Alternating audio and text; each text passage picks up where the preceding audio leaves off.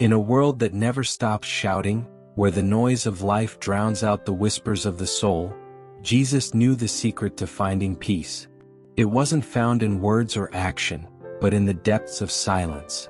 And on one fateful evening, he would lead his disciples into the most profound lesson they would ever learn, one that would echo in their hearts long after the noise of the world returned. The evening sun cast a golden glow across the rolling hills as Jesus walked ahead of his disciples, the soft crunch of their sandals on the rocky path the only sound to accompany them. There was a stillness in the air, a sacred quiet that seemed to hold a secret. Jesus, though usually surrounded by the noise of crowds, the pleas of the sick and the bustling energy of his followers, had chosen this moment for something different. He had led his disciples away from the towns, away from the demands of life, and into a place they had never expected, a garden filled with silence. The disciples, though confused, followed him without question. They were accustomed to following his lead, knowing that every word he spoke carried a lesson far beyond its surface. But today there were no teachings, no parables, no miracles. Only the steady sound of their feet on the ground and the gentle breeze that whispered through the trees. After what felt like hours of walking, they arrived at a small, secluded garden. The olive trees, their gnarled trunks thick with age, stood tall and silent, their branches swaying gently in the wind. The air here was different, calm, quiet, as though the garden itself were a refuge from the noise of the world. Jesus stopped at the entrance of the garden and turned to his disciples. His eyes, always full of compassion and love, now held a deep, almost mysterious understanding. "Come, sit with me," he said, his voice soft but powerful, carrying a weight that drew the disciples in.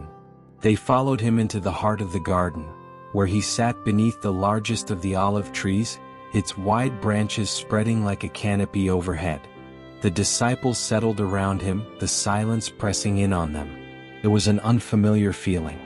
For so long, they had been surrounded by crowds, by people needing healing, guidance, and hope. They had been caught up in the noise of their mission, always moving, always doing. Now they found themselves in the midst of something they couldn't quite understand, an absence of sound, an emptiness that made them uneasy. "What do you feel?" Jesus asked after a long moment of silence. The disciples looked at one another, unsure how to answer. Peter, as usual, was the first to speak. "There is nothing here, Master. No noise, no people. Just silence." Jesus smiled gently, his eyes sparkling with understanding. "And that, Peter, is why we are here. The silence that you feel is not emptiness. It is full of peace, full of God's presence. But it is only when we stop and listen that we can hear it." The disciples shifted uncomfortably. Silence was not something they were used to. They had spent so much of their time with Jesus surrounded by the constant noise of life. People shouting for miracles, the crowds clamoring for a glimpse of their master, the endless discussions about their mission. Now, here in this quiet garden, the absence of noise felt strange, almost unsettling. Seeing their discomfort, Jesus spoke again. "Let me tell you a story." The disciples leaned in, knowing that when Jesus spoke in stories, his words carried truths far deeper than they first appeared. "There was once a man," Jesus began, "who lived in a village where the noise never ceased. From the moment the sun rose until long after it set, the streets were filled with sounds. The clamor of merchants, the cries of children, the endless conversations of neighbors. The man found himself overwhelmed. The constant noise weighed heavily on his heart, and he longed for peace, though he did not know how to find it." The disciples nodded, understanding the feeling all too well. They too had often felt overwhelmed by the noise of the world around them. One day, Jesus continued, the man decided to leave the village. He walked far into the mountains, searching for a place where he could find silence. After many days of traveling, he found a cave high above the noise of the world. There, in the stillness, he finally found what he was looking for: peace. At first, the silence frightened him. He had never experienced such quiet before. But as the days passed, he began to hear things he had never noticed before: the sound of his own breath, the beating of his heart, the soft rustle of the wind. And in that silence, he heard something even more profound, the voice of God.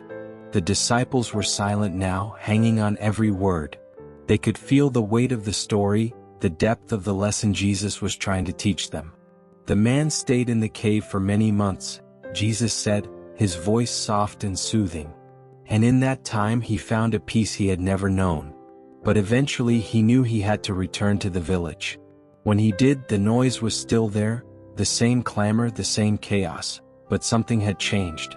The noise no longer disturbed him. He had found a stillness within himself, a place where the world's noise couldn't reach him. And in that stillness, he heard the voice of God more clearly than ever before. Jesus paused, allowing his words to sink into the hearts of his disciples. They sat in silence, reflecting on the story, each of them feeling the weight of its truth. They had been so focused on the work of following Jesus, preaching, healing, ministering, that they had forgotten to nurture the stillness within themselves. The noise of the world had crept into their hearts, and they had lost touch with the quiet place where God's voice could be heard. Jesus stood, walking over to the olive tree, and placed his hand on its rough bark. "You see," he said, "the world will always be full of noise. There will always be voices demanding your attention, distractions pulling you in every direction. But true peace is not found in the absence of sound. It is found in the stillness within your soul." Peter, always eager to speak, broke the silence. His voice was soft, almost broken with emotion. "Master, how do we find this stillness? How do we hear God's voice when the world around us is so loud?" Jesus turned to him, his eyes filled with compassion. "The stillness is not something you find outside, Peter. It is something you cultivate within. Even in the busiest moments, even when the noise of the world threatens to overwhelm you, you can retreat to the garden within your heart. It is there, in the quiet of your soul, that you will hear the voice of God." Tears welled up in Peter's eyes as he realized how far he had drifted from this truth. He had been so consumed with the work of following Jesus that he had forgotten to nurture his own soul. John, the youngest of the disciples, spoke next, his voice trembling with emotion. "Master, I have been so busy doing what I thought was right, following you, serving others, that I forgot to listen, to truly listen." Jesus knelt beside John, placing his hand over the young disciple's heart. "The way back is through silence, John. You do not need to fear it. In the quiet moments, you will find your way back to God's voice. It is not in the noise of the world that you will hear him, but in the stillness of your heart." The disciples were deeply moved. Tears began to roll down their cheeks as they felt the weight of their master's words.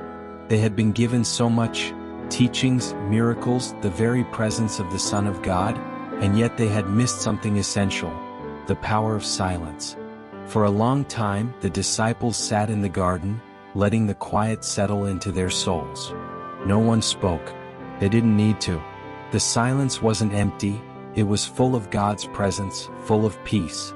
It was a silence that spoke louder than any words could. The sun had long since dipped below the horizon, and the stars now twinkled in the darkened sky. The garden was bathed in the soft glow of moonlight, and the air was cool and still. Jesus, sensing that the time had come to leave, stood. The disciples, reluctant to break the silence, followed his lead.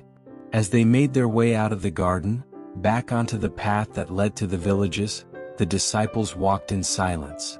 The world seemed different now, even though nothing had changed.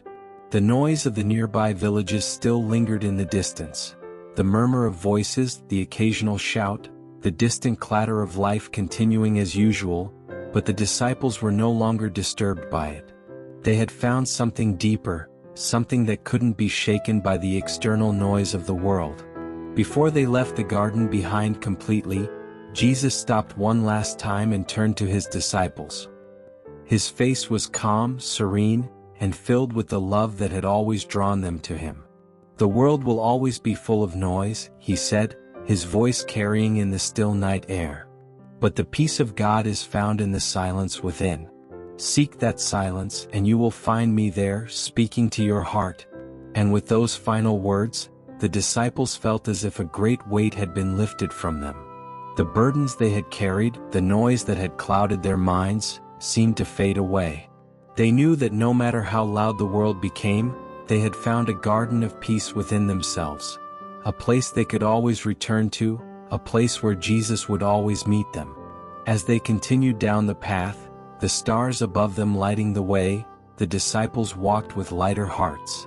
The noise of life had not disappeared, but it no longer held power over them. They had learned the secret of silence, the stillness that lived within, where the voice of God could always be heard, no matter how loud the world around them became. Final wisdom: as the disciples moved forward into their lives, facing trials, challenges, and moments of chaos, they never forgot the lesson they learned in the silent garden. Whenever the noise of the world threatened to overwhelm them, whenever the demands of life grew too heavy, they returned to the quiet place within themselves, where they could hear the voice of God whispering words of comfort, guidance, and peace. Jesus had given them more than a story that evening. He had shown them a way of life, a way to remain connected to God's peace in the midst of the world's chaos. And that, more than any miracle or teaching, was the greatest gift He could offer them. From that day on, the disciples walked with a new sense of peace, knowing that no matter how loud the world around them became, they could always find stillness in their hearts. They had learned that the greatest miracles weren't always in the healing of the sick or the calming of the storms. Sometimes, the greatest miracle was the peace found in silence. This is end of the story. Comment Amen if you believe in Jesus' blessings.